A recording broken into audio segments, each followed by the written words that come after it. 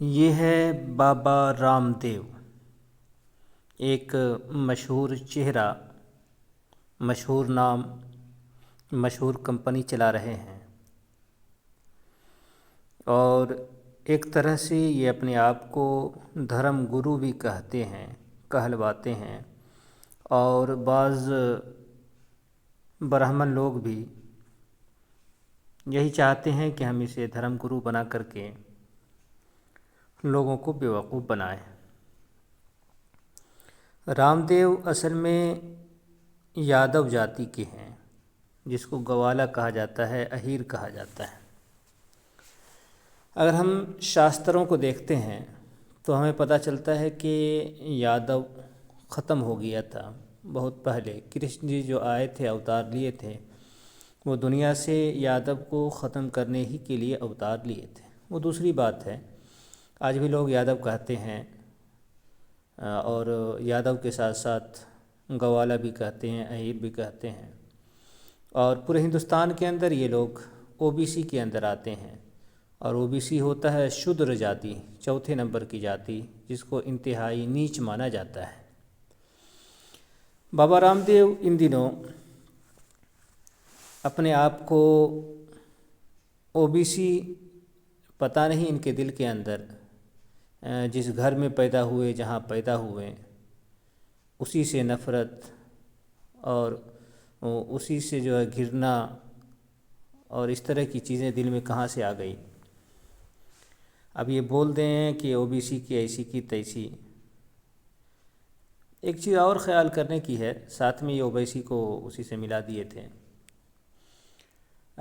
चाहे ये हो या कोई और हो, जो भी शूद्र समाज से हैं, जो 90% हिंदू हैं, वो ये समझ लें कि मुसलमान जितनी मोहब्बत इन लोगों से करते हैं, कर सकते हैं इंसानियत के नाते, उनका 1000वां हिस्सा भी कोई हिंदू जो 10% मान लें हिंदू है, ब्राह्मण क्षत्रिय वैश्य मिला के, उसका 1000वां हिस्सा भी इससे मोहब्बत नहीं कर सकते हैं। मैं दिखाऊंगा अभी आगे कि इन लोगों को देखने से भी उन लोगों का धर्म नष्ट हो जाता है। बात करने से बात करने वाला अपवित्र हो जाता है जब तक। और इसी तरह से पढ़ने पढ़ाने से धर्मशास्त्र में ये बात आई है कि इन लोगों का राजा वध कर दे, इन लोगों को जान से मार दे। मैं वो सारी चीज़ें दिखाऊंगा। ये बाबा बोलते हैं अपने आप को बाबा रामदेव। हालांकि शूद्र के लिए हिंदू धर्म के अनुसार ये बहुत बड़ा पाप है जो ये अपने आप को कहते हैं, या अपने आप को ब्राह्मण कह रहे हैं कि मैं अपने आप ओबीसी अपनी ऐसी तैसी कराए, मैं तो अग्निहोत्री ब्राह्मण हूँ। बाबा रामदेव, अब बताइए। तो खैर, ये सब चीज़ें आती रही हैं। मैं इन चीज़ों को छोड़ कर के आपको कुछ धार्मिक पुस्तकों से दिखाता हूँ।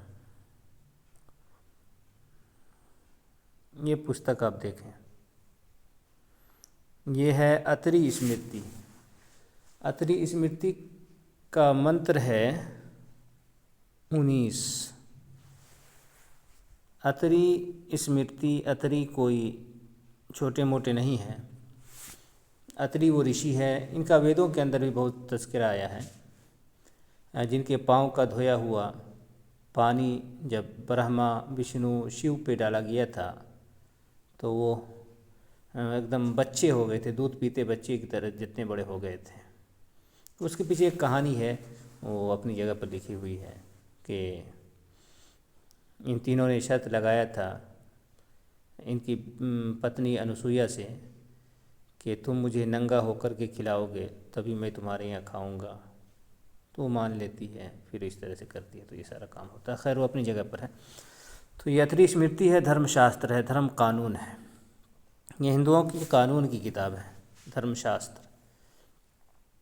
यहाँ देखिए क्या लिखा है कि जप, होम इत्यादि ब्राह्मणों के उचित कर्म में रत होने से शूद्र का राजा वध करे। कारण कि जलधारा जिस प्रकार से अग्नियों को अग्नि को नष्ट करती है, उसी प्रकार से ये जप होम में तत्पर हुआ शूद्र संपूर्ण राज्य का नाश करता है। जप जानते हैं, जप कहते हैं जैसे वो बोल रहे थे, जो राम को नहीं जपता वो चमार है। कल ही की वीडियो मेरी आई थी, वो एक अंधे गुरुजी हैं रामभद्राचार्य, मैंने उसके पिछले जन्म के पाप को भी बताया था। तो वो कर रहे थे और काफ़ी उनकी वीडियो वायरल भी हुई थी कि जो राम को नहीं जपता वो चमार है। अब यहाँ ये बात आई है कि अगर जप कर ले तो राजा वध कर दे, जान से मरवा दे। वध ये शब्द है, वध कहते हैं कि धर्म बचाने के लिए, धर्म के लिए किसी को जान से मार देना, इसको वध बोला जाता है। यहाँ देखिए वो चीज़ है ना, यहाँ ऊपर ही में वधियो रागियास क्या है उसमें देख लें, ऊपर मंत्र भी है कि जो भी ब्राह्मण के काम है, जप है, होम है। और ब्राह्मण के काम क्या है, ये ऊपर ये बात आई है, देखिए यहाँ पे ब्राह्मणों के 6 कार्य हैं, उनमें यजन, दान और अध्ययन, ये 3 तपस्या है, यानी पढ़ना। ये पढ़ना भी ब्राह्मण का काम है, दान लेना, पढ़ाना, यज्ञ कराना, ये 3 जीविका है। तो ये पढ़ना भी अगर कोई शूद्र आज के दौर में पढ़ रहा है, अगर आप देखें इस दौर के अंदर, तो इससे हज़ारों गुना ऊपर बाबा रामदेव पहुँचे हुए हैं। बाबा रामदेव तो क्या बोलते हैं, वो योग गुरु बोलते हैं, योगा करवाते हैं और आज पूरे हिंदुस्तान में योग गुरु के नाम से जाने जाते हैं। शास्त्रों में 10 जगहों पे योग को धर्म का सबसे मशहूर हिस्सा माना गया है और सबसे मशहूर धर्म बताया गया है योग को। कई पुस्तकों के अंदर योग के बारे में बात आई है। तो इस हिसाब से तो रामदेव को हिंदू धर्म के मुताबिक ज़िंदा रहने का अधिकार ही नहीं है। तो ये चीज़ हो गई, आपके सामने है, आप देख सकते हैं, ये हिंदू धर्मशास्त्र है, किताबें पुस्तकें आपके सामने खुली हुई है, आप भली भांति अच्छी तरह से समझ सकते हैं। यहाँ अपने धर्म में स्थित होकर शूद्र भी स्वर्ग प्राप्त करते हैं। अपना धर्म क्या है? शूद्र का धर्म है सेवा करना, वो भी कहीं पे लिखा होगा, वो दिखा देता हूँ।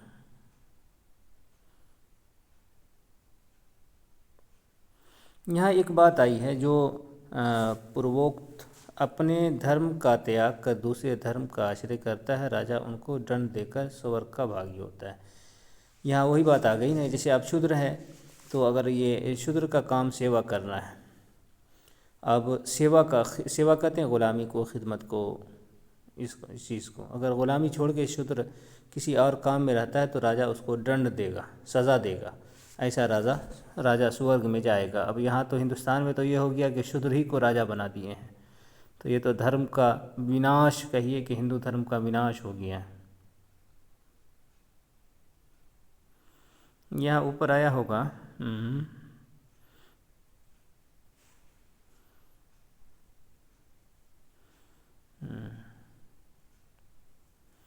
शूद्र की ब्राह्मण क्षत्रिय वैश्य की सेवा करना ये तपस्या है और शिल्प कार्य उनकी जीविका। मैंने ये धर्म कहा है, ब्राह्मण क्षत्रिय वैश्य अशूद्र ये 4 वर्ण इस धर्म के अनुसार चलने पर इस काल में बहुत सा सम्मान प्राप्त करता है। तो ये चीज़ हो गया। यहाँ पे ऊपर भी शायद की ये बात आई होगी,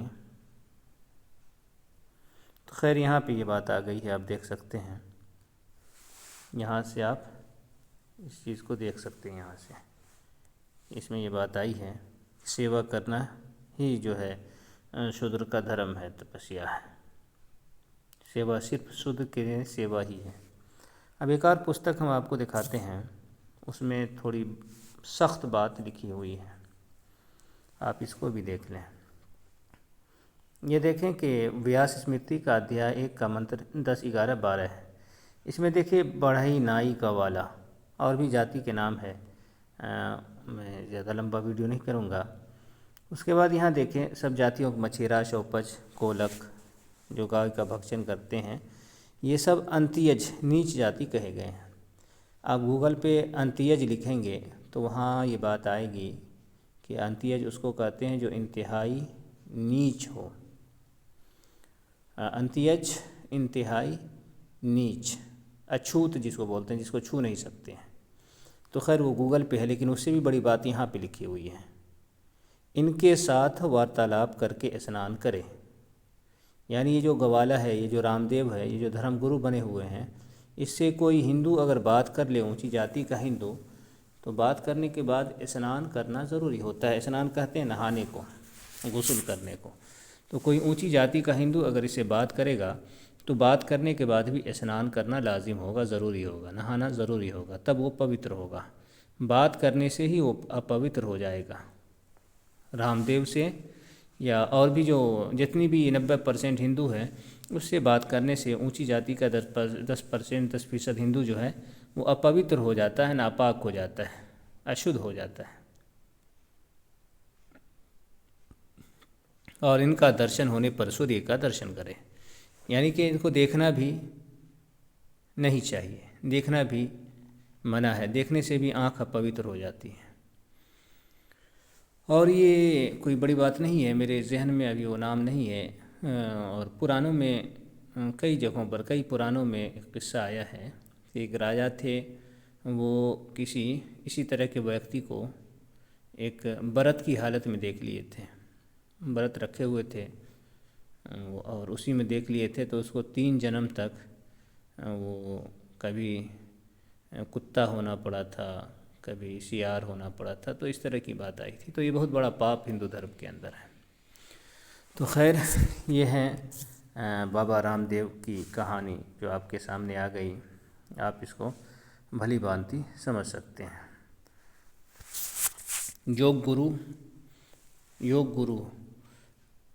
योग गुरु ने किया ओबीसी का अपमान। सोशल मीडिया पर वायरल वीडियो में रामदेव कह रहे हैं, मैं अग्निहोत्री ब्राह्मण हूँ। कुछ लोग कहते हैं कि बाबा आप तो ओबीसी हो, ओबीसी अपनी ऐसी तैसी कराए। इसके बाद बाबा रामदेव माफ़ी मांगे ट्रेंड कर रहा है। इस पर आपकी क्या राय है? ये एक ख़बर आई थी कि आपकी क्या राय है, तो मैंने अपनी राय और अपनी बात आपके सामने रख दिया है। तो इससे सारे लोग समझ सकते हैं कि चल क्या रहा है, हो क्या रहा है। और बाबा रामदेव भी धोखा दे रहे हैं ब्राह्मणों को, ऊंची जाति के हिंदुओं को और भी दूसरे हिंदुओं को। बाबा रामदेव जानते हैं कि इन्हीं के हाथ में सब कुछ है। अगर ये मेरे ख़िलाफ़ हो गए तो मेरा सब कुछ ठप हो जाएगा, सब कुछ ख़त्म हो जाएगा। तो इस वजह से ये ब्राह्मणों को ठग रहे हैं और ब्राह्मण भी इसको ठग रहा है कि चलो अगर हम ऐसे लोगों को पकड़े रहें तो लोग भी जानेंगे कि देखो पढ़ा लिखा व्यक्ति है, इसलिए कोई भेदभाव, ऊंच नीच, छुआछूत वगैरह वगैरह नहीं है। लेकिन धार्मिक पुस्तकों में जो बात लिखी हुई है उसको कौन ख़त्म कर सकता है? अब तो पुस्तकें इतनी फैल गई हैं कि ये लोग चाह कर के भी ख़त्म नहीं कर सकते हैं। तो ये है असल में हिंदू धर्म का असल चेहरा जो मैंने आपके सामने रख दिया है, आप समझ सकते हैं।